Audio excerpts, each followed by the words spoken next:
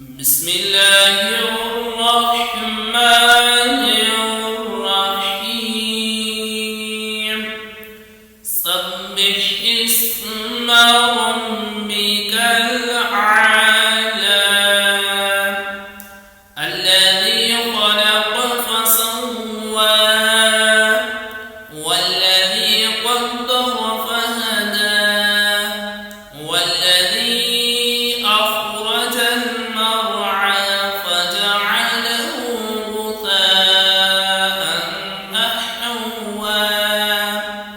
سنقرئك فلا تنسى إلا ما شاء الله إنه يعلم الجهر وما يخفى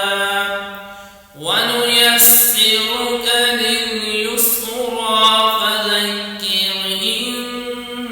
نفعت الذكرى سيذكر من يخشى ويتجنبها الأشقى الذي يصلى النار الكبرى ثم لا يموت فيها ولا يحيا قد أفلح من